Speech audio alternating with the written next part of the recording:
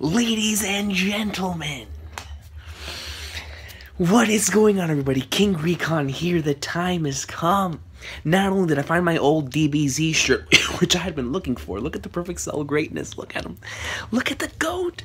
Cell. But regardless, guys, we are here, episode 7, The Force Awakens of the Recon's Peace segment. Now this particular episode has been being built up for the past 2 weeks.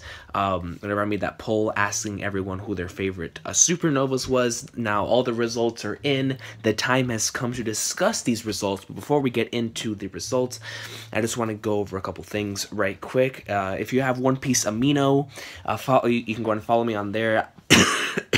I've been a bit more active, not as much, but I've been a bit more active on there. Just follow me at King Recon on there if you want to. Follow me on Twitch on at Yoshida Shoyo, and we could discuss the One Piece Awesome Sauce on there, especially now that I'm back on train with the anime and manga, anime, whatever the case may be. When it comes to the greatness of One Piece, we'll be talking about it, man. And hopefully games too soon, man. I really want to get back onto like the awesome sauce of playing Burning Blood and Pirate Warriors, maybe going back and playing some of the older games. It's gonna be fun. It's gonna be a fun time here with the One Piece greatness. Now, guys, before we get into the actual episode this week for the Recon's Peace, I want to watch, because I've been watching the episodes with Con, right? And he just reached opening 12, man. The greatness and the awesome sauce of opening 12. So but I actually want to watch this together with you guys right now. If you guys go ahead and while you're listening to me right now talking and rambling, go search up One Piece opening 12 on YouTube, and let's watch this together, because I actually want to see how, because and it's a song that I've heard many times, opening I've watched many times, but now seeing it together with Con, I've really realized just how many spoilers are in this opening. Like, holy flagnards. So I actually wanna just watch this opening together and see just really how many spoilers there are in this opening for a person who's actually watching this for the first time. Because for me, as you know, I've experienced this arc first in the manga, so I didn't have this opening or anything like that. As a matter of fact, when this opening first came out, I believe when we were towards the latter half of Marineford in the manga, if I'm not mistaken. So, man, and then when he gets to One Day, I want to do this for One Day too. I love One Day. One Day is such a godly opening, man. One day's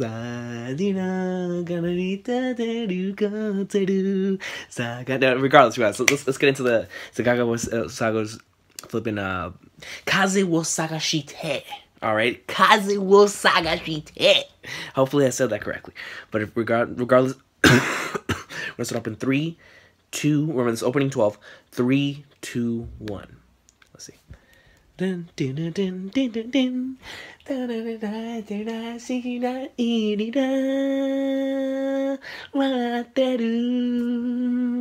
Alright, because there's a lot of spoilers, and I love how this opening does what there's a couple openings that do this, like Hands Up, that do really, really well, to where they animate a lot of the color pages in succession. So that's something I've always liked about this opening, and especially, the thing about this opening is that I often hear that it's an opening that did not fit, where they were at that point in time. But you gotta look at the deeper feel of this opening, man. It really hits One Piece at its core. Because it's such a lighthearted opening, yet the lyrics drive home, man. The lyrics truly drive home. It's like the opening starts off with them like this in such a way, in the way that they are, getting with the straw hats and whatnot. But then the farther you get into the opening, and the more that the song goes in, you see all of the drastic imagery changes and whatnot.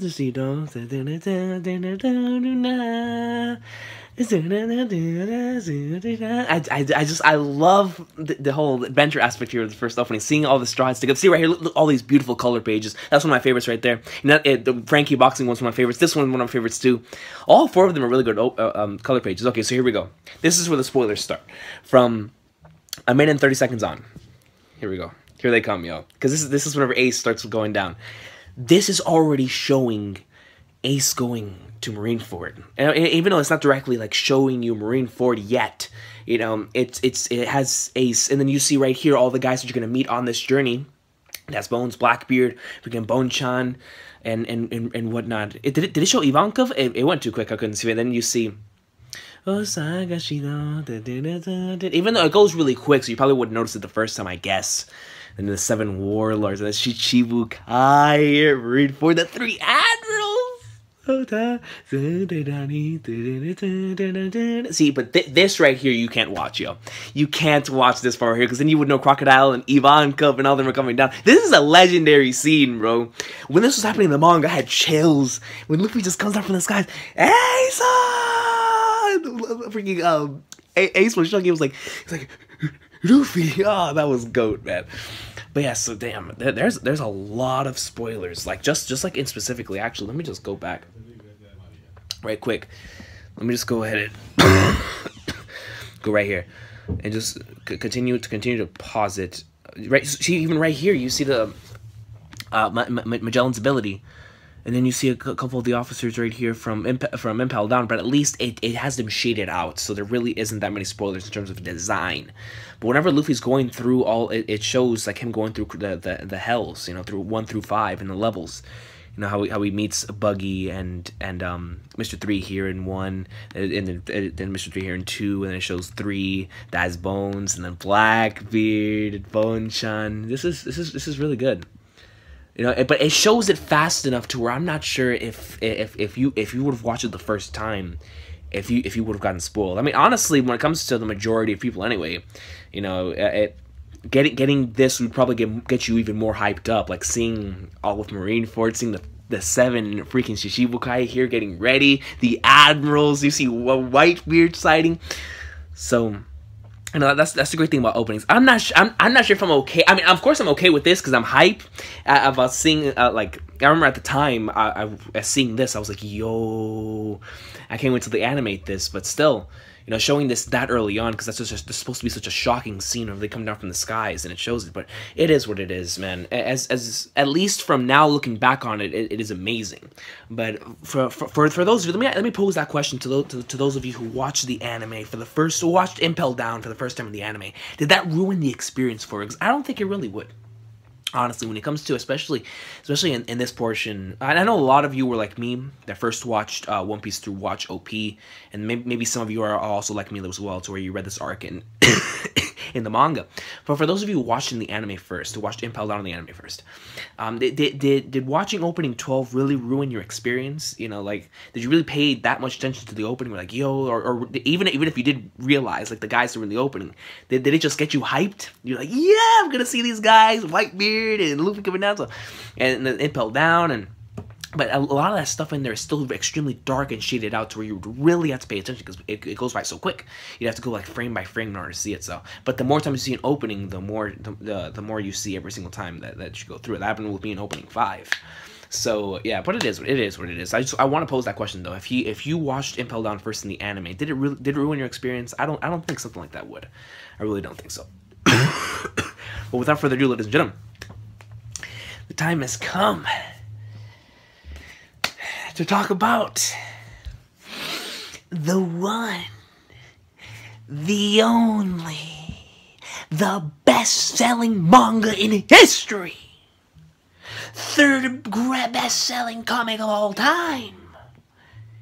Ladies and gentlemen, we're not talking about just any other series. We're talking about Ichiro Oda's masterpiece. And his masterpiece is called One Piece. And welcome to the Recon's Piece, episode 7, where we are going to be discussing a few comments that I saw that I thought would be awesome for us to discuss, and of course talking about the results from the latest poll. Now, if I don't read your comment on here, it's either because A, I didn't see it, because YouTube is dumb like that sometimes, or B, it could have been similar to another comment or whatnot, and I wasn't able to put it onto the video. for the time being. But I do appreciate and love the fact that everyone leaves their comments, man, because, you know, the more comments, whenever I see either comments or tweets or likes, hell, even dislikes, whatever the case may be, at least, like I said last time, at least it shows me that people are supporting it. You know, the people are supporting the video or the topic that I'm discussing. So comments are always appreciated. Plus, I love reading comments. That's one of my favorite things about being a YouTuber. So let's go ahead and start off here, man, with a comment by Clop the Pirate King. Now, first of all, I love the name, bro. But now he states, "Hey, Recon, love the channel, love the passion for the awesome sauce that is One Piece." You already know the One Piece awesome sauce, man. Just a thought on the whole Big Mom's observation Hawkeye as opposed to Whitebeard's in the Ace situation. The crucial difference between the two situations is that Ace was coming at Blackbeard with killing intent. Can't be sure, but I would guess that Big Mom's observation Hawkeye would definitely have detected the straws if they had been trying to kill her. So I'm going to assume that you were talking about Ace going up at a Whitebeard. With killing intent. I can actually see that, man. I found this comment very, very interesting because that is true, and you've heard them say it in the story before, like that. I can feel like I's killing intent, you know. So like kind of like, yeah, I can feel his killing aura, you know, going on to the observation Hawkeye thing. So that's a very, very good point, because the Straw Hats didn't want to kill her; they just wanted to get the thing back. So since they didn't have that killing intent, you couldn't really feel that. So Whitebeard could feel it because it was killing intent. That is a very interesting comment, Clop the Pirate King. I do appreciate that that comment because it makes sense. It just makes sense, especially with how they've stated it before in the series. So thank you very much for that comment, Clop the Pirate King. I do agree. That is most definitely a good. I'm glad that you brought that up because it just shows the difference between both situations in that aspect. So thank you very much for bringing that up. Let's go and move on to the next one right here. All right, here's my boy Reagan. Yo, Reagan Ridinger. All right, right here. There were different moments and different arcs that slowly wore my heart down and tethered me to One Piece. But I think that this comment was on the was in the my response to Stand User Double O and what arc made One Piece my favorite series. And honestly, when it came to that video, it was a whole bunch of rambling, and I don't even remember if I answered the question right. But like, if I gotta give like a solidified answer, of course, when One Piece became my favorite series, you know, it was really early on. You know, what solidified it forever was Enies Lobby. But what really, I mean, I love the entire thing. Like from the moment that I started watching it, from the moment I heard "We Are," from the moment I heard the legendary Roger speech, I was like, yo, this is my stuff. From the very beginning, Morgan arc, I was already in love. I was like, I need more. You know, like freaking Buggy arc, the Kuro arc, the Bratty A, I was in love.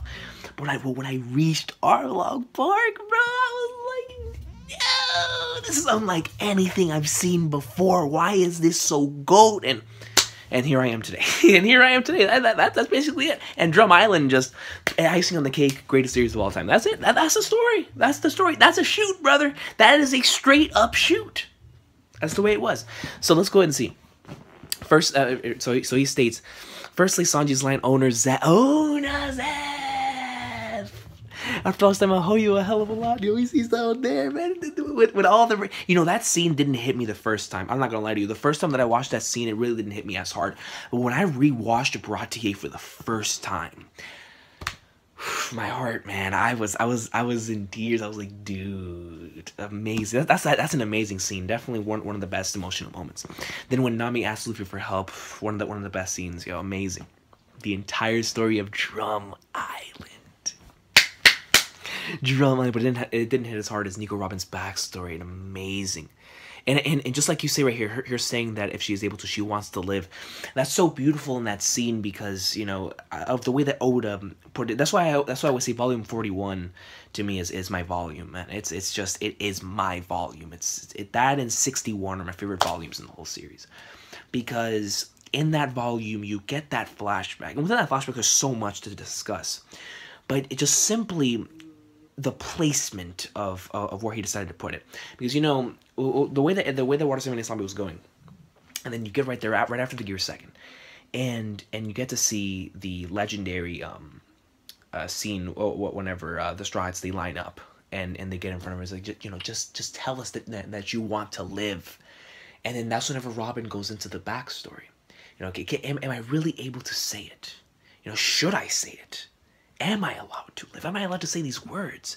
You go into the flashback and you see everything, and I've always stated before how that flashback is so inspirational to me, because seeing how much and, you know, what all Robin went through in her particular flashback for so many years, and the fact that she's able to say this now because of these people that she met. You know, I'm a huge fan of that kind of stuff, man, because you met these people, because of the relationship that you have in real time, because you feel alive, because of the memories and relationships you have with other people.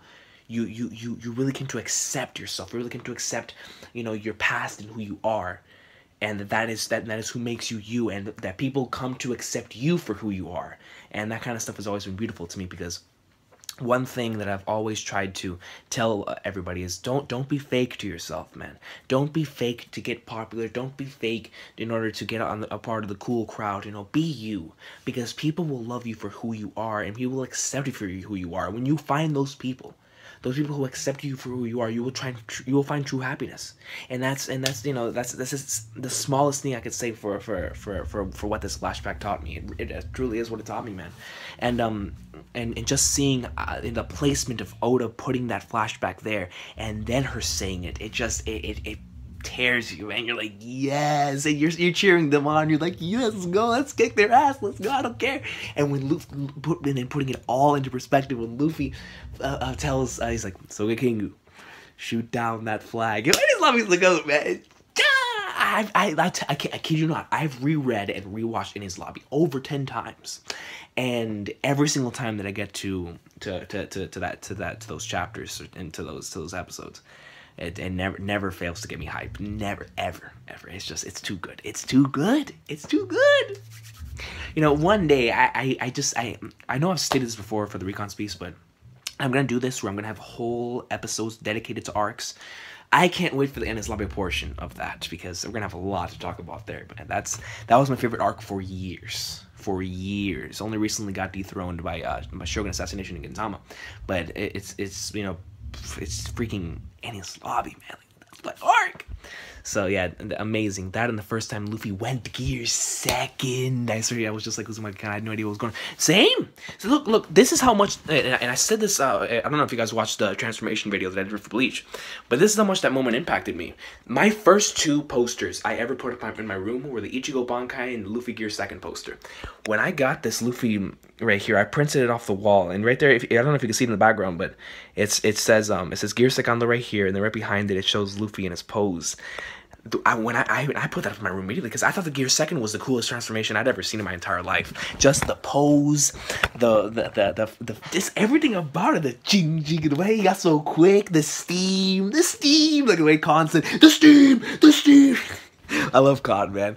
Yo, that pose is so sick, and the jet, the beast of jet, the jet pistol is legit. Might be my favorite move like ever. I love the Jet Pistol so much, I've named accounts after Jet Pistol. My Steam account right now, no joke, my Steam account name is Gomu Gomu no Jetto Pistol.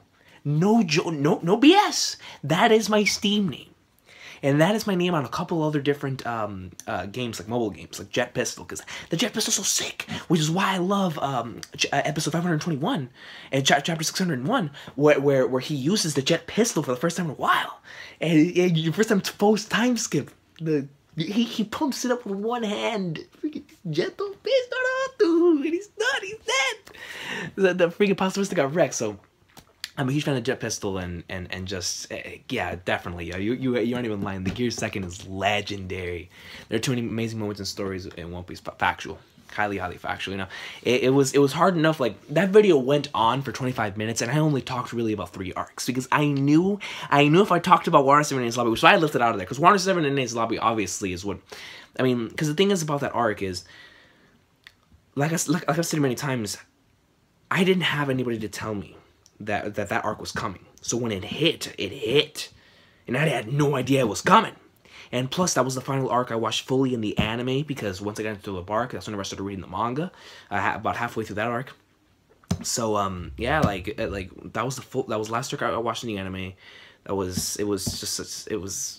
freaking GOAT, man. What am I gonna say? Water 7 Enies Lobby, and amazing, such an amazing arc, man. But yeah, I wish I was still an anime manga YouTuber on my old separate channel so I could pop this. Dude, you don't even have to be a freaking YouTuber, man. Honestly, next time that I have one of those, you know, the ranking the arc streams, because I want to do one after Whole Cake Island ends. Hell, man, shoot me a message, brother. We can have you in there, even if it's only for a little bit. I actually want to do that for the next arcs, ranking the arcs. I want to make that like a special Recons piece where we rank the arcs again. You know, just like I did. I've done this stream twice. I did it once on Dre's channel, and I did it once on this new channel, and now I want to do it again after Whole Cake Island. After every single arc, I want to do it again because I rewatch and reread One Piece all the time, and thus it changes the placement of where it has them, and where my arcs are. So definitely next time that I do one of those ranking the arc streams, brother, you can join and I should do that. I should have like a set amount of people like myself. I'll try to get my boy Zaki in there and whatnot. Mac and SJC and we'll see like a couple like a set squad and then have a couple people just jump in, jump out, jump in, jump out. You know, give their thoughts. Like for example, if your favorite arc is Annie's Lobby, whenever Annie's Lobby comes up, I would invite you to talk about Annie's Lobby, and then whenever it gets to the next arc, like if we talk about Skypiea, or Marineford, or Return to Sabaody, Fishman Island, Dressrosa, whatever, and then whoever has that arc is like their favorite arc, whoever has their least favorite arc, have those guys on and discuss why they don't like the arc, why they do like the arc. That actually sounds like a pretty good thing, man. I see. This is why I do these type of things. It allows me to think about ideas for the future. So definitely, I do plan on doing that. That would be nice. Having people just come on, and then hopefully it wouldn't cost too much of a ruckus, because then that would also invite trolls. But if the trolls love One Piece, then who cares? I mean, I'm a troll myself. So like as long as they don't play freaking like that one's well, never mind. I was about to bring something up from the old days, but screw it, man. We digress and continue. Shout out to Shonen Jump Captain though, because what I was about to say was about to be the void century of that man's life. That's all I'm saying. So let's go and continue on here forward, ladies and gentlemen. I love SJC, man. That's my boy, the true Zoro, ladies and gentlemen, the true Zoro. But yeah, it's SYD, man. This is my boy right here. He states the scene in Drum Island where Luffy climbed the mountain and said, "Please help my friends to Greha," made Luffy my favorite fictional character. You know, Drum Island is one of Luffy's best character arcs. Luffy has a lot of arcs where like he just truly like shines. But Drum Island is one of the ones that always stick out to me the most. It has so many amazing moments. The Law Pin scene that I was talking about in the video that came out today, which I'm releasing this Recon piece tomorrow and replacing the chapter. Instead of Wednesday, I'm putting it on Thursday. So yeah, the Law Pin scene, the amazing scene that you just brought up, man, where he's climbing the mountain. You see the pain he's going through, and the way that Toei did it was beautifully. You know, I mean, he's chafing away at his feet. He's going through. He's carrying them with his teeth, and he's just climbing the mountain. He's almost frozen over. He's gonna get frostbite. He's gonna die. He's freezing. Drum Island is extremely cold. He's giving his jacket to Nami, and my man's goes up to Greha and not even thinking about himself. Yo, Greha goes up to him.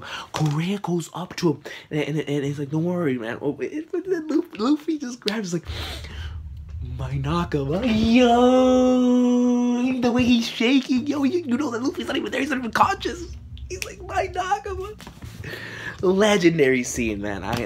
Need I say you're factual there, brother? You're factual. That, and then the other scene that's amazing. I mean, there's a couple of other things, like small things, like whenever Luffy calls him a monster, but then he says it's so cool. Like that type of thing is awesome. Like looking at stuff from a positive standpoint. That's kind of stuff I always love about Luffy's character, and him holding that flag, man. Him holding that flag, the representation of a pirate. Yo, do you know what this flag means, man? Yo, awesome stuff. Yeah, and then when Chopper didn't want to come, and Luffy's just sitting there, he's like, "Shut up! Let's go!" He goes on. It's greatness, man. It's One Piece. Yeah. So I definitely see why you definitely would have chosen that one. Amazing scene right there, my friend. Let's go and see this one right here. Okay, and then East Blue drew, and there was two comments that I saved from this one. The first one stated that Chopper's arc is what blew up in Japan. That's why he got like 3 movies and merchandise all over their form. You know something, and you might be factual here. The reason why I stated Alabasta, and I guess it could be you know, the whole Baroque work saga that really did this, especially those 2 arcs, because you are right, Chopper, you know, has so much merchandise and so much, like so many things are dedicated to Chopper.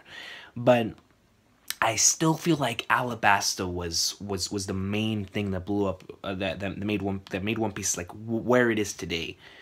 You know, and well, that can be dedicated to a lot of things, like a lot of like the big arcs, but like Alabasta was. Like, as much as I love Drum Island, like Alabasta was like that one truly big arc that truly like put One Piece up there in terms of, you know, at the time One Piece was the most popular, but I feel like Alabasta made people who were keeping up with the series weekly saying, okay, I was right in staying invested with this series, because there's a lot of payoff to all this setup.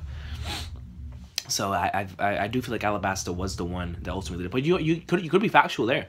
Could have been just the entire Baroque work saga, but that his arc did get some films, and those films were good, really good films.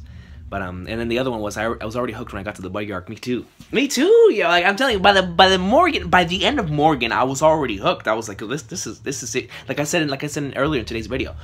By the time I've started it, I said, this is what I've been looking for. This is what I've been looking for, yo. This is the feeling I wanted. God, I forgot to talk about Kuro for in the last arc, man. Or in the last video, yo. Kuro,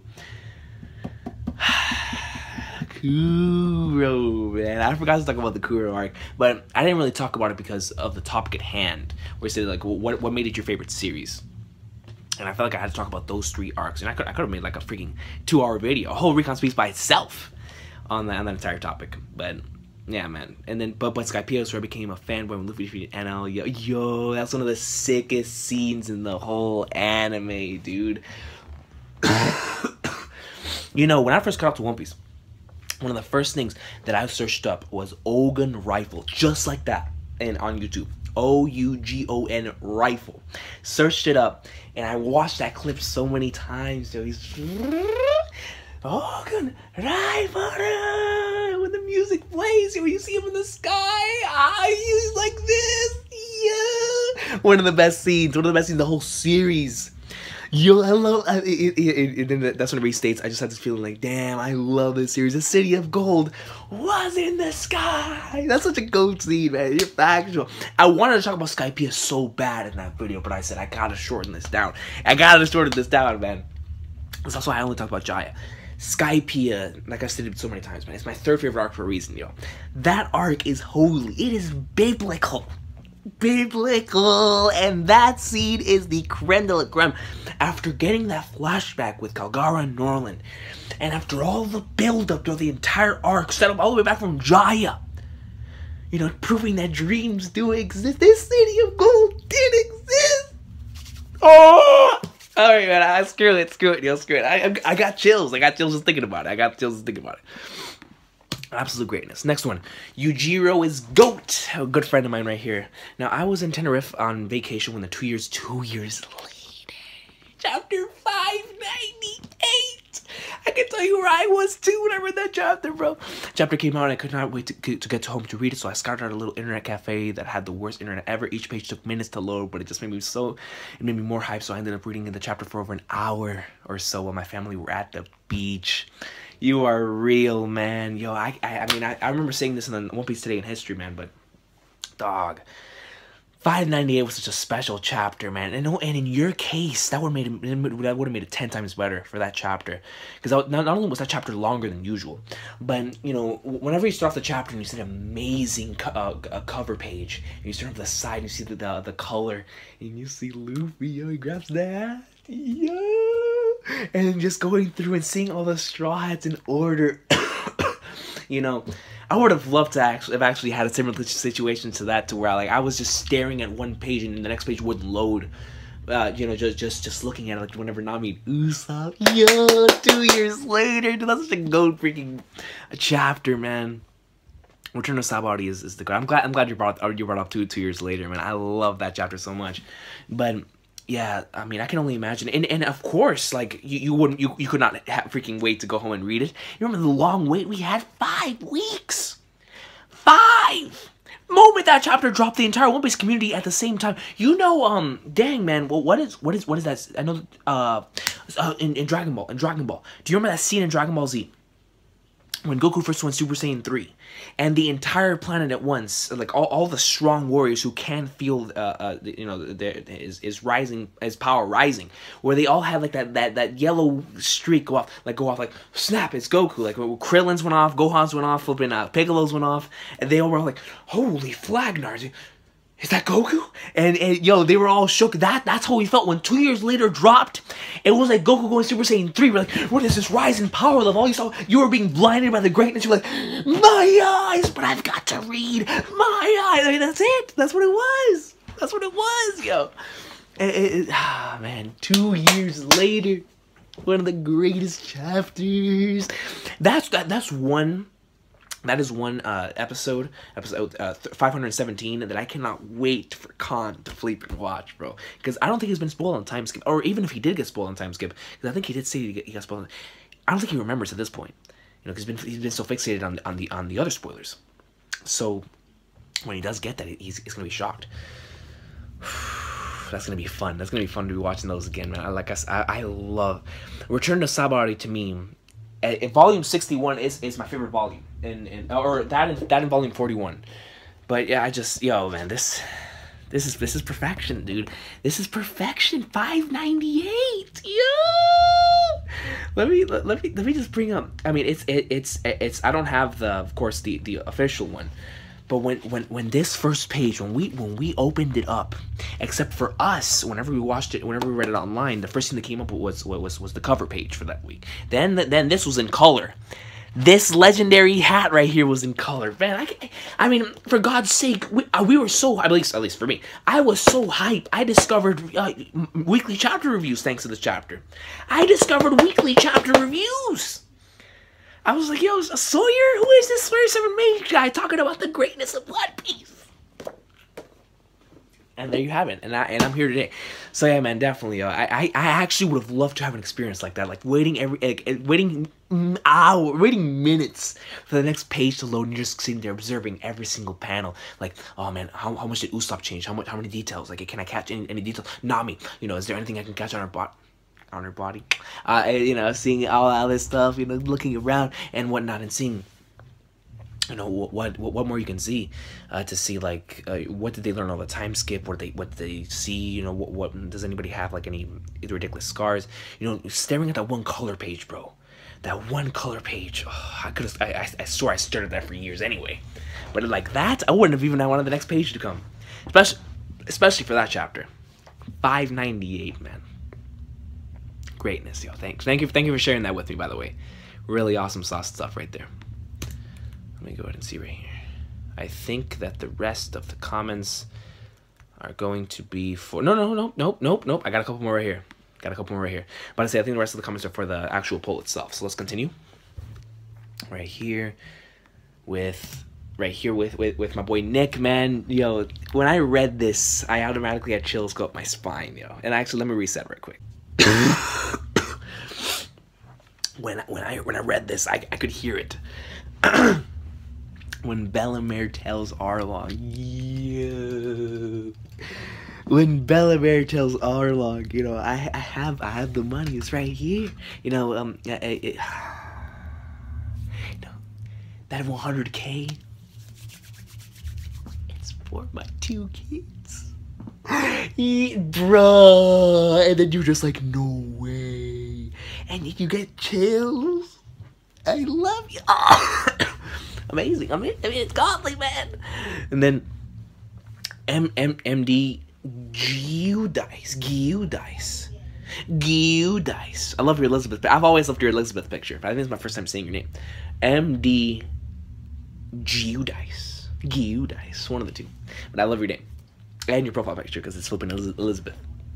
I enjoyed One Piece since the start, same here. But it was all in part that made me realize that it had potential to become my favorite series. Factual statement. Alabasta and Jai just increased my love, and the I Wanna Live scene is what made it my all-time favorite. I think I can say I had a similar story there. The I Wanna Live scene solidified forever. Ever. Ever. Iki day! I mean, it's greatness, man. Legendary. IC778, another good friend of mine. Baratier arc was when I really got into the show, but how I came upon One Piece was like this. I was still getting into anime after watching Mirai Nikki. I remember Future Diary first came out. That was a really good. When it was first coming out, I'd never experienced something like that before. So it was really interesting. Like I really liked the whole survival concept and whatnot. Then I found a couple of other manga that took that concept, made it even better. So I've always liked stuff like that. But yeah, regardless, I was hyped for anime like that. So look through action horror, didn't really find anything interesting. So instead I went for regular action anime. That's why I came on One Piece. The Baratier arc was where I really understood this show was not fucking around. That moment with Zoro and Mihawk, I was like, my god, this anime is gonna be amazing. So yeah, I came from the anime. But hey, the anime got kind of bad during the Dressrosa arc, in my opinion. So I just switched to the manga permanently. I mean, in my case, well, I can see what you mean, because I've seen a lot of people talk about like the anime and whatnot, and honestly, I don't know how you can stay anime only anyway. Just with the One Piece story. I mean, the moment that I caught up to Thriller Bark, I wasn't like, guys, coming from me, I had been watching Bleach and Naruto weekly for years. For Bleach, I could have easily for a long time, and I eventually broke out and did. But for the longest, I just stayed watching, and then I eventually continued more, went to the sub and read the manga. But I watched it weekly for so long. With One Piece, bruh, the moment I caught up, it was, I went straight to the manga. I said, nope, no, we're not today. Not today. We're gonna read the damn manga. So I don't know how people can stay anime only regardless when it comes to One Piece. But yeah, man, just knowing there's more story out there to the GOAT piece, who can stay anime only, man? I don't know.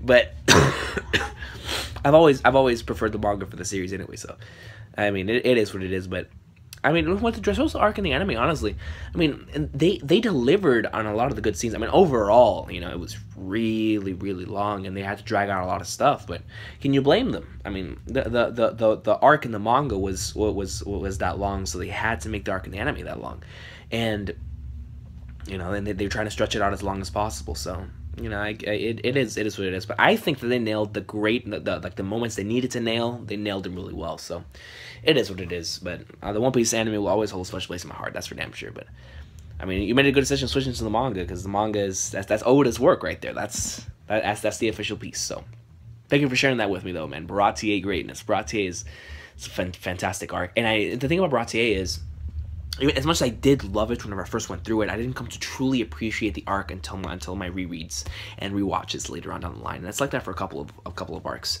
that I just like. There's some arcs that just steadily stay as arcs that I really like, but there's other arcs that just every time I reread and rewatch them, they just skyrocket in terms of my favorites. So let's go ahead and see right here. And then the final one before we get into the comments for the Supernova poll. We have South Central Big Dog.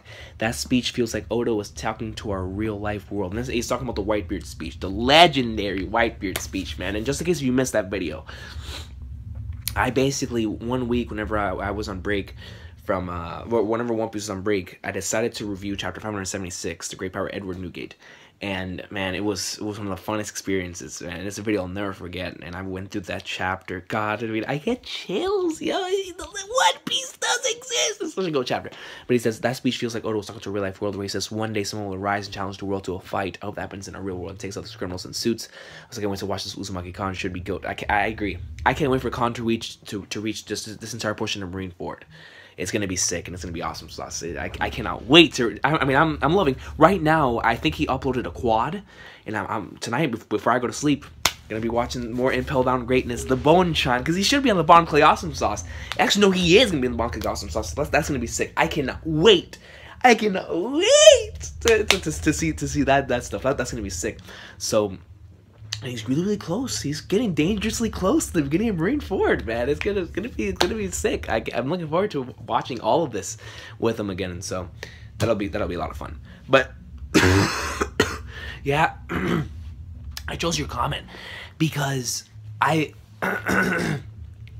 I feel like Oda uses this a lot when it comes to putting stuff into his manga that he truly feels like is true. And, you know, a lot of that definitely comes to the stuff with the world government, you know, like CP9 with, like, representing, like, the secret societies and what have you, especially, like, whenever they come out in Water 7, they're all dressed, like, one of them has a Baphomet head, a skeleton head, like, you know, representing, like those, like myself, who believe, like, in, like, conspiracies and secret societies and that kind of stuff. That kind of stuff has always appealed to me, and I feel like Oda believes in it too, which is why he tries to incorporate it into his story as a storyteller. So whenever he puts stuff like that, especially from the world government standpoint, it always makes me truly appreciate and love it. So when he tells that to Sengoku, right there in Marineford, it's quite interesting, because you are right. It feels like as if Oda is, I mean, he does that a lot with his manga, so why wouldn't he do that, especially with that speech? One of the most important speeches in the entire series. So I would definitely 100% agree that that he was definitely talking about our real world there as well.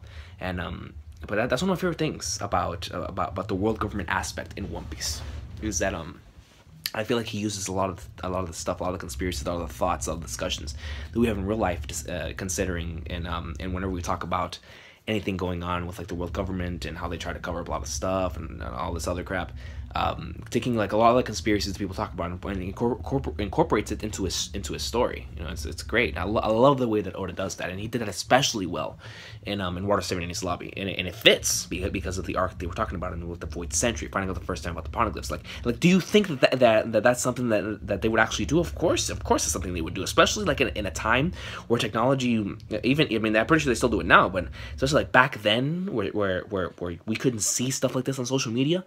Hell yeah, someone out there goes out there to reveal their plans or something around those lines, man. It's the same way Clover was about to reveal him.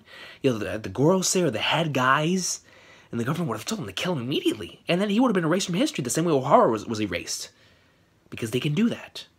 And that's just the way it is. That's the scary part about history. That's why I love history so much, because through searching and discovering through history, aside from just what you're taught in the textbooks, you get to see a lot of different perspectives in history, not just the perspectives of the victors, but seeing the perspectives of the losers, seeing the perspectives of the people who made that history possible. And everything else that you can possibly dig up in a library or online, especially now with online. You know, there's not a lot of stuff you can trust on the internet, but there's a lot of great information that you can read up on about history and about the true history. You know, and that aspect, that's why I really truly do like Robin's story a lot, like in terms of her trying to find out the true history of One Piece, and about the world of One Piece and what happened in the Void Century, because it feels so similar to what we're trying to achieve here in real life, trying to find answers. You know, why are we here?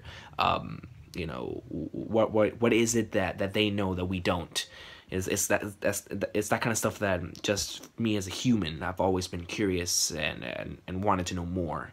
You know, it's always the unknown that hits your curiosity the most, that you'll want to know. It hits you, kills you on the inside to want to know that kind of stuff. And I feel like Oda takes that and makes it up tenfold, and whenever he creates a story, because it fits together with the One Piece story. So let's go ahead and read through the results, guys. Now, ladies and gentlemen,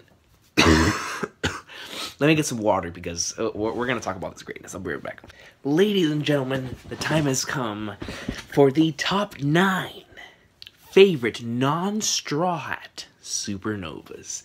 Now, coming in at number 9 with 38 points. Now, and this was by far the least amount of points on this list. Actually, it is less than 280 something than the number 1.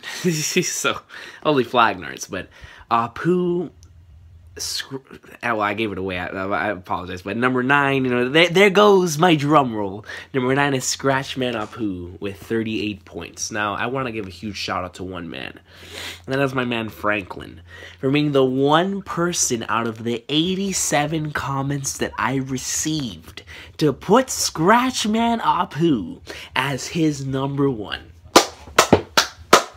Franklin's a G. Franklin is a G. He says, music powers, works for Kaido, longer tried, harmed Kizaru, opportunist. What else can I add? And I can't learn from that. The Apoo greatness when he plays the music. Like Uzumaki-kan would say, the music. So, Scratchman Apoo comes in at number 9, which is very, very, very interesting. You know, well, I know that he wouldn't be, that he's not one of like the fan favorites, but I've always liked Scratch. I've always thought Apoo was cool. So, but he comes in at number 9 on your guys' voted lists. Now, coming in number 8 is the man who just might have been the one who shot the Fixer, Bobbins. The ones that we are the one man that we are theorizing is conspiring some sort of plot against Big Mom here. And that is Capone gang, as my man Saeed would say. Beige. Now Capone comes in at number 8 with 56 points, and I didn't see anyone have Capone as their number 1, if I'm not mistaken. If I think, not that I greatly apologize if someone did have him at number 1. But as far as I can see, there wasn't anybody that had Capone at number 1. But however, a lot of people did have them in their top 5, just like in the lower part. Same thing with the next 2. Actually, a lot of people had them like really like 3 to 5 spots. So they only got around 3 points, 2 points, 1 point. But they showed up quite frequently. You know, Capone was like a guy that came in like number 5 and number 4. But you know, because the thing with Capone is that his ability is really awesome, and I love like the whole mafia type of thing, and the gang, and his ability has always been cool. But I feel like I find the others just to be more interesting, so I can see why he would come down to the number 8 spot, because I think that's actually where I would have him, you know, down there at 7, 8, or 9, just because there's just other supernovas that I'm more interested in personally. So he comes in at number 8. Now coming in number 7 is the man whom I've seen theories up the wazoo for this man. I've seen theories that this man is Sanji's brother. I've seen theories that this man is Sanji himself. I've seen theories that this man is Sanji from another timeline. And notice how they all go with something with Sanji? They call him Kids Zoro. They call him Kid's right-hand man. They say that this man can go toe-to-toe with any of the other dudes on this list. Whether that's factual, you guys tell me. But coming in number 7 is a man with a pretty damn beast design. I can't even lie, and I think yeah, he just has. And I would love to use him like in a game. So beast. Coming in number 7, guys, is Killer with 64 points. Really beast design. I've seen so many theories on this guy, but I remember seeing one comment that I wanted to read for Killer, if I can find it, man. I don't think I saved it. Flagnards. Yeah, I don't think I saved it, but it was there was one thing I wanted to say for Killer, but regardless, it was the same thing with Killer that there was with Capone, that to where a lot of people had them in their lists, or had him in their lists, but it was between the 3 to 5 range. So that people really like him, but they don't know enough about him, which I can definitely understand, because with the supernovas, there's some that you know way more than you do about the others. So, and some that get spotlighted more than the others. So, Killer comes in number 7 with 64 points. Really awesome design, and I do like him. I can't wait to learn more about Killer. He seems like a really interesting character. Now this is where it gets interesting, guys. From 6 to 1. Now, coming in number 6, and I want to, I know I had a comment saved for this one. I know that for a fact, because I read this comment while in class, and I saved it. Let me see if I can find it. I think I made a whole folder dedicated to it. Yes, I did. I made a whole folder dedicated to this because it was cool. Okay. So coming in number 6, this guy I can safely say is probably in my top 5 as well. I love him. I'm so interested in him. I've used him in Burning Blood a lot. His Devil Fruit is so interesting, and his backstory. I want to learn more about him. I want to learn more about why he left the Marines, guys. You know who I'm talking about. I'm talking about X Drake, and not the Drake that sings. We're talking about the real X Drake, the former Rear Admiral. And there's 2 comments right here. Now, since reading a particular part 7 right here, as this comment states. Number 1, Drake, after finishing part 7, I'll never laugh at his power. Scary monsters. That's all I'm gonna say. No spoilers. That is just all I am going to say. Scary monsters. And then Tarek saying, number 1, X Drake, great design, awesome double fruit, dinosaurs just cool. You know, that's staying on to the concept and discussion of dinosaurs. Whenever you were a kid, were you not like a huge fan of dinosaurs? For me, as much as I like dinosaurs, I was always more of like a King Kong and a Godzilla type of guy. Like, I know in Rampage Total Destruction, if you guys played that game, it came out for GameCube, PlayStation 2, and Wii U. And Wii U, freaking Wii. And me and my cousins had it for GameCube and for Wii, if I'm not mistaken. I know I had it for the Wii. But in that game had, you know, all the big guns, like King Kong, Godzilla, a lot of dinosaurs, T-Rexes. Like, it was really, really fun. And in that game, I always went with, like, the Godzillas, the King Kongs, or whoever random big dude was on there. But I like dinosaurs, you know, like Jurassic Park and that kind of stuff, but they really never caught my attention. Dinosaurs were never really my thing, and it didn't help that the game I hate the most. There's one game that I truly suck at, guys. There's one video game that is horrendous to me, and that is anything that has to do with the name Turok. And since Turok has dinosaurs in it, it's just the way it is. But I've always found the power, the ability of a dinosaur, and to have an ability related to a dinosaur, to be so cool. To be so cool, man. Like, it has nothing to do with how I felt as a kid. Nothing like that.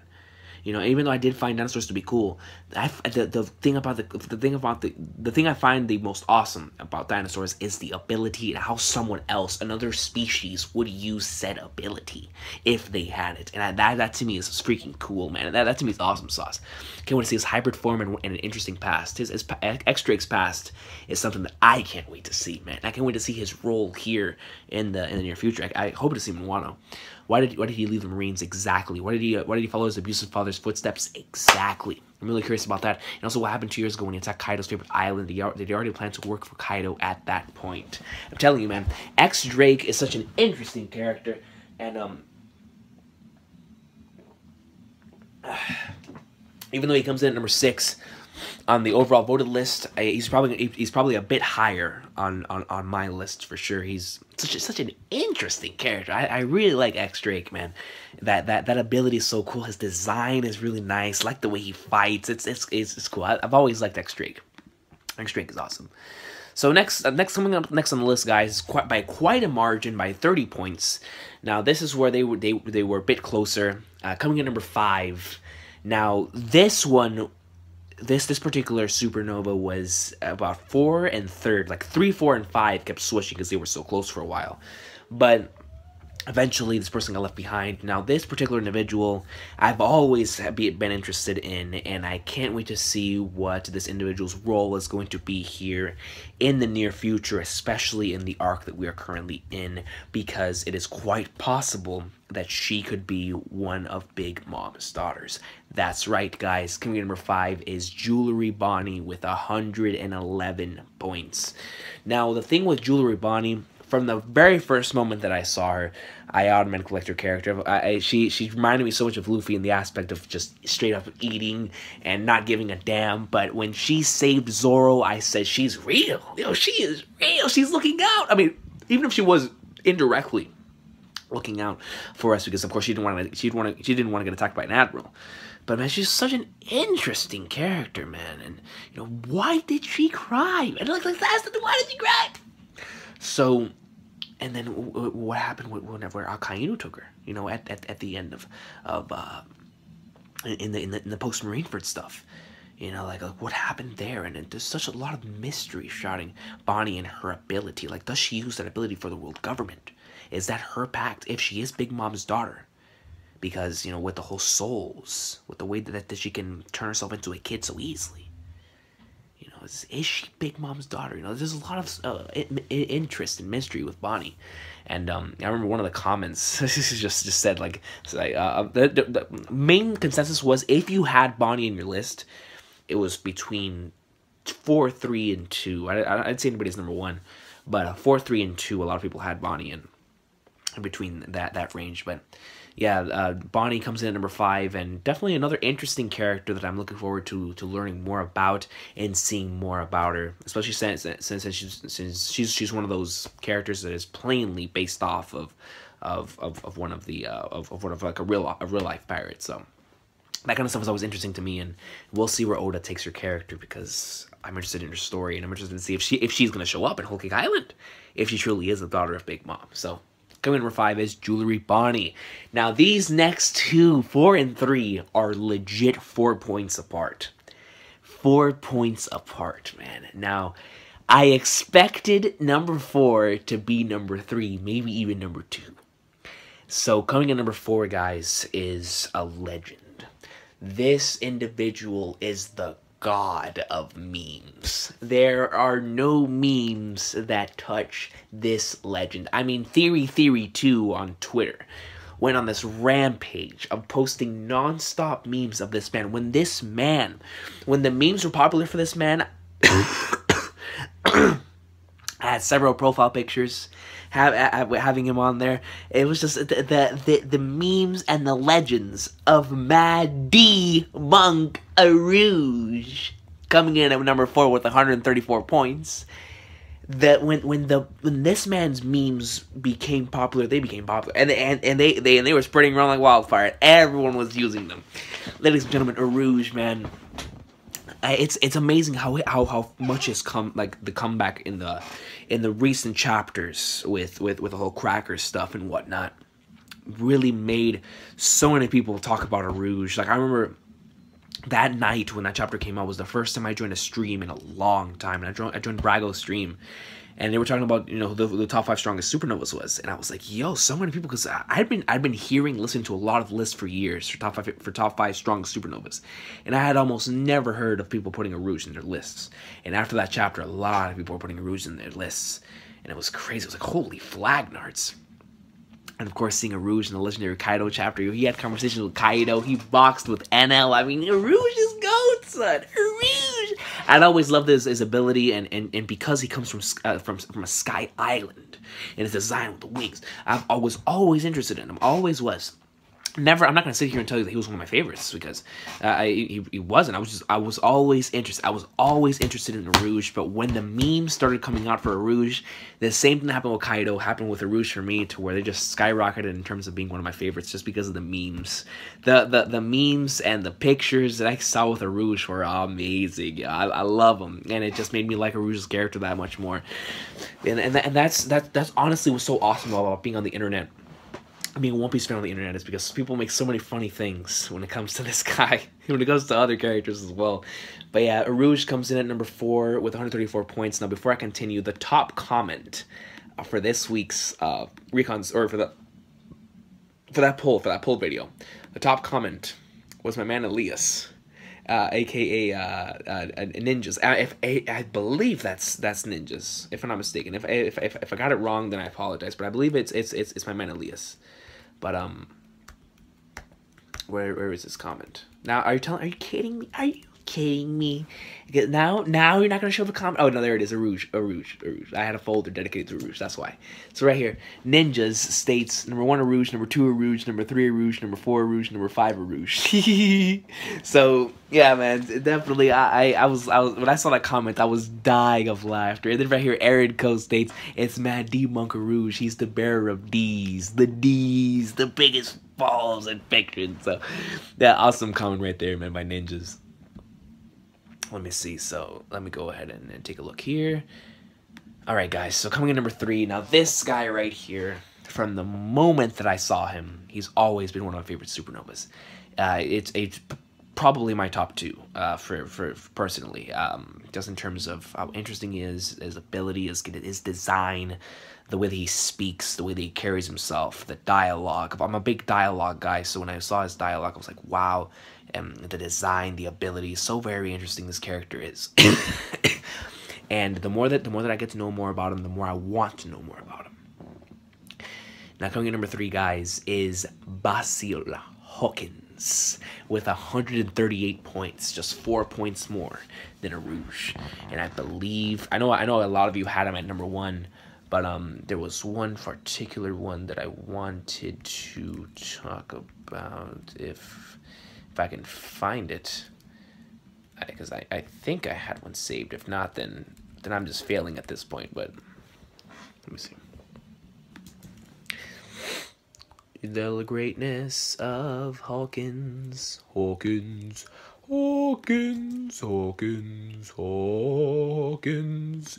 But yeah, I guess I can't find it. But a lot of you did have Hawkins at number 1. Like he if he was on the list, he was number between 1 and 3, and that's pretty awesome sauce. I didn't think that many people were gonna have him at number 1. So I was like, yo, this is cool. So he comes in with 138 points at number 3. Like I said before, Hawkins just has such an interesting ability, man, and his design, the way he carries himself, he different. Just by looking at him, you can just see him and just be like, yeah, that's the Hawkins. He's so interesting, so unique. The way he speaks, I love the way he presents himself, man. It's so freaking interesting, and I've always been a Hawkins guy, and I can't wait to learn more about him. I can't wait to see what his role in the story is gonna be and whatnot. So that's gonna be awesome sauce. Now with the top 2 guys. This shouldn't surprise anybody. This shouldn't surprise anybody, man. With the top 2, yeah, I already know who's going to be coming in the top 2 now. For me, I think I've always liked number 2 more than number 1. But for quite some time, I liked number 1 more than everybody else on this list. And then, as of late, it's like I still love him, but I feel like I like number 2 more. I don't know. Even Hawkins, I think I might like him. And Hawkins, man, I love Drake a lot too. But yeah, man, when it comes to these 2 right here, coming in number 2 with an astounding 244 points, 106 points more than the previous comment. 106, yeah, 106 more than Hawkins. 106. Coming in number 6 is Captain. The Captain, ladies and gentlemen. It is the man. The red-haired goat. Ladies and gentlemen, Eustace D. Kid. Yeah, you remember that? You remember that theory was popular? So, and I know for a fact I have a couple kid ones saved. So let's go ahead and read through here. Through my kid ones. Alright, so let's go ahead and pick this one right here. Yujiro as GOAT, stating the kid is actually a pirate. I found that to be a very interesting comment. And actually a pirate. Very, very intriguing. Then right here we have Bai stating Kid, very complex and interesting character. And he truly is. Because the thing about Kid is, from the moment that he stated in Sabaody, because we know him, we knew him before. The reason why he had his bounty higher than Luffy's is because, you know, he would go out and ravage places. You know how Yujiro as GOAT stated that he's actually a pirate, that he goes out and on these raids and he goes out and he kills people, and you know that's the way he is. But whenever Luffy brought up the concept of pirating, of searching for the One Piece, you saw him just lighten up and say, "Oh, you know how many times we've been ridiculed and laughed at for having this dream of going out for the One Piece." And then when you hear that, like, yo, this guy has dreams too, man. He kills all these people and he goes on these raids, but damn it, he has a dream. And that made him so interesting to me, man. I've always loved him since then. And thank you very much for leaving that comment. I really liked the previous Recon's piece. The previous Recon's piece was such a special episode, man. Episode 5, and I truly do appreciate everyone for leaving their comments on the episode. It was so amazing, and thank you all so very much for that. But yeah, then we had right here Elfin Light Lucy stating, Kid, my favorite. I picked Kid because he's a leader, not a follower. I like the design, attitude, and doesn't seem to give two shits about who he attacks. Very, very factual there. And then we have my man, Goda Troll. Now, actually, I just want to read this entire comment when it comes to Goda Troll, because Goda Troll is my man, and he read the entire thing. So, I want to go ahead and say that Law has an unfair disadvantage in the situation, because he's the only fleshed out supernova where the rest has gotten little to no spotlight yet. I feel like because of that, he's bound to be on most lists, including mine. That being said, number 5, X Drake, former Marine turned pirate. I feel like that in of itself has limitless potential for a great storyline. Also has like his design and his devil fruit power.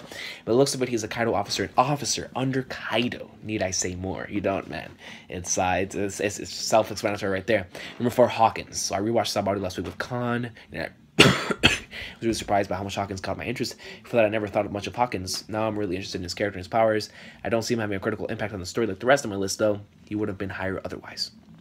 Number 3, Law. I think this speaks for itself. Awesome ability, awesome backstory, awesome character in general. I agree. I'm not sure whether I like his ultimate Devil Fruit ability, since bringing in a potential resurrection feels a little too convenient. Can't go wrong with Law, though. Number 2, Bonney. After what Akainu stated, that when I think of Bonney's possible impact on the One Piece world, factual. That's exactly what I was saying. I can only think of greatness for this character. Her ability is both fun and potentially broken. Her attitude is awesome as well. She's quick on her feet and as shown when she stopped Zoro and shown to care for the pirate world on multiple occasions. I enjoyed every second of her character during Sabo and I can't wait till she returns. Could not have stated that any better myself. Number 1, Kid. The reason I love Kid so much is because just like Blackbeard, he's very similar to Luffy in a lot of ways. Factual. At the same time, the exact opposite in other aspects. Factual. He has the same fearless, reckless behavior as Luffy. Correct me if I'm wrong, but I think Kid is also the only one to actually state to Luffy that he was going after the One Piece. From the Supernovas, yeah, I think so, right? I think so. In every way, Oda has set up Kid to be Luffy's greatest rival among the Supernovas. That alone is awesome, but his character design is awesome too. Oda does not make random characters, does not make them awesome. That was so factual. As Toe would say, these are the facts. Toe. Just look at Shanks, Ishiji, and Kid. Facts. This whole philosophical aspect is really interesting too, where he basically says, I may be a bad guy, at least I don't pretend I'm not. Facts. Yo, Kid is so good. An already awesome character with limitless potential to me. No, I mean, you're all good, my friend, man. Thank you so much for that comment. I couldn't have said any of those better myself, especially Kid and Bonney.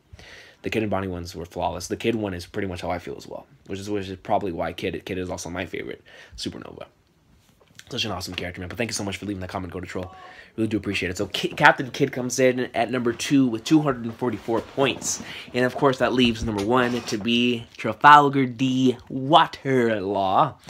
Now, this man got 307 points. I think that's the most I've ever had recorded on a voting, on a poll before. 307 points. So many of you put Law at number 1. It was insane how many people put Law at number 1. But I have a couple of comments that I want to put for Law. Where is it? Okay, right here. Okay, so here we have the evil Rohanites stating for Law. As a matter of fact, let me just put this right here and make it bigger. Okay. The evil Rohanites states Law because we actually know him. He's one of my favorite One Piece characters in general. Cool design, cool, and sometimes funny when he interacts with the Strawhat's personality. Great backstory, amazing abilities, hype moments, potential major importance later due to the whole immortal surgery thing.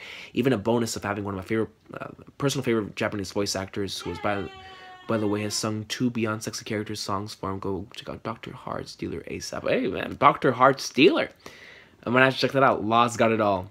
And then I want to read the rest of the comments as well. The rest will just be first impressions, and I'm to learn more about them in the future. Useless Kid, mostly because he has the most potential and set up to become an actual personal rival for Luffy. I'm really excited to see what Oda will do with that. Cool design, cool, very pirate-like personality, cool abilities, and even some smart dialogue when it comes to the corruption of the world. Yeah, that too. I love how Kid and sometimes talks about the world like that and how corrupt it is. I love those comments. At least we're honest about being evil. That's real. Yeah. That was real. Yeah, when he said that in Sabo already, that was real. Or seeing Kid catch some W's in the Wano arc. Number 3, Killer, who is super cool to be honest. Also funny, the man never takes off his mask and only eats spaghetti through the holes with a boss. Decently mysterious too with a hidden face, and the fact that he's the only supernova besides Zoro, who is not a captain. Very true. Very, very true. Number 4, Jewelry Bonney. Her rank is pretty much entirely based on the mysteries around her. She has connections to a lot of characters like Akainu and Whitebeard and Ace, and I want to learn more about me too, man. Definitely. And her ability has some major story potential if it can be used for something like making the Gordo say young again. Facts. She's probably going to become an ally for the Straws, which should be a fun time. And number 5, Basil Hawkins. He actually got on this list to do the con reactions. You guys have to give a shout out to the con reactions, man, because the reason why con reactions is a reason why a lot of people have Hawkins high. I saw that comment multiple times, that Hawkins is up there due to Khan's reaction. So shout out to Khan, man. Shout out to Khan bringing greatness to the table, making us realize awesome sauce, man. The Khan greatness, man. I can't wait to watch that Impel Down video later. There was a piece of dialogue I had forgotten about how Hawkins was one of the most hyped up supernovas as far as the actual One Piece world news goes in the universe. In episode 392, Shaki says there's the most interest for Luffy, Kid, Law, Drake, and Hawkins. I'm interested in seeing whether that'll mean much or not. Also, He's a wild card for the Wano arc. We know Kid fought Kaido. We know Apoo became Kid's utterly, but where did Hawkins go? Where is he? What role will he play? I'm intrigued, and again, cool design, cool calm personality. From what we've seen, interesting abilities. Most definitely, man. As an honorable mention, I want to give a shout out to Mad Monk for handing all the haters a big juicy L in 2016, and to Apoo for Khan's live reaction reminding me that his music ability is actually pretty fire. Yeah, I agree. Seeing the Khan, seeing Apoo and the greatness. Yeah, I'm telling you, I love Apoo's music. But yeah, great explanations for all 5. I'm glad you brought up the thing about Kid though, the corrupt, and how he talks about it, like at least we're honest about being evil. That was so real. But yeah, definitely when it comes to Law, I mean, his backstory by itself, Corazon, man. I mean, you had an entire 2 arcs, Punk Hazard and Dressrosa, dedicated to learning more about this man, and I think that Oda delivered. And I remember in Punk Hazard, at that time, and a lot of people had him at #1, like their favorite characters in general, in all of One Piece for a long time. I think some people still do, but I remember the hype for Law went down a bit after Dressrosa, but a lot of people still have him really high. And and after this, it really showed me, like, yeah, a lot of people really do like Law still. But I remember back then, you know, especially when Punk Hazard was coming out weekly, so many people had Law as their favorite character in the series. So many people, man. And of course, my man Speednut states, so far as the only fleshed out character of the bunch, so he has an advantage. His design, background, and fruit is awesome. Could not agree more, man. Like when it comes to his devil fruit just by itself, though, from the first time I saw it, Shine was like, yo, this guy can take them apart and whatnot. Like that's sick. That's sick. And I've always liked him. I've always liked his relationship with his crew, you know, with Beppo and whatnot. That kind of stuff has always been awesome sauce to me as well. His personality, like you stated, the way that the small stuff like that. I don't like bread stuff has always been funny to me. His design is so awesome, man, with the hat. And he just looks cool. Yeah, he emanates coolness. You know, not the Yeti cool brothers. Not the Yeti. Law represents cool. And when Punk Hazard was coming out, just finding out more about Law, about his story, and how he connects to Doflamingo, and Law and Doflamingo's backstory, man, it's so interesting, so awesome sauce, and I can definitely see why he won. He has such an amazing backstory. So he is the most fleshed out character out of all of them at this point in time. He's Luffy's greatest ally in the New World right now, and it's a Trafalgar Law of greatness, man. And what more can I say? He's definitely my top 5 as well. I don't know where I would have him. I'm pretty sure I have Kid as my favorite. I really like Kid and Hawkins a lot, but Law, man. I mean, Law at one point in time, he was in my top 5 favorite characters as well for quite some time. He fell off a bit for me after Dressrosa, because not only did Doflamingo take the spot where he was in, because Doflamingo, now I'll make a villains poll one of these days. That might even be the next one, who knows. But I'll make a villains poll, because then I can talk about the greatness of Doflamingo and Blackbeard and NL. I should make a villains poll one of these days, one day. But I've always liked Law. Law has been such an awesome character, and I hope that we get like a good fleshing out of Kid's character as well, because Law and Kid at this point in time are the 2 guys that are on equal footing with Luffy in terms of the supernovas of importance to the story, I truly believe. So I can't wait to see where we're gonna get some more Kid stuff. But thank you so much to everyone who participated. It was an awesome poll, another awesome Recon space. I really enjoyed recording this one. But just to reassure, Apoo came in at number 9 with 38 points. Capone at number 8 with 56 points. Killer at number 7 with 64 points. X-Drake at number 6 with 86 points. Bonney at number 5 with 111 points. Urouge at number 4 with 134 points.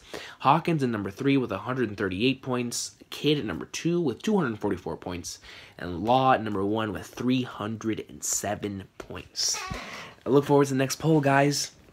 It's going to be awesome sauce, but for right now, thank you so much for watching this week's Recon's Piece. If you have made it this far in the episode, hashtag best girl booty. You already know what to put down in the comment section, guys. Thank you so much. The more I see those, the more I laugh every time, man. It's so awesome sauce. But thank you all so much for the comments and for everything, for the continuous support on the Recon's Piece. It truly is my favorite videos to record. Talking about the greatness for over an hour. It's the best hour of the week. And I do really appreciate every single person who leaves anything, any comments, any support, or anything along those lines when it comes to Twitter, YouTube, especially on YouTube, because you know, this is where I do it, and it's always nice to see in the comments and whatnot. So thank you all so very much for watching, and I cannot wait to do the next Recon's Piece. This is the end of Recon's Piece episode 7, The Force Awakens. Next time, Episode 8, The Last Jedi.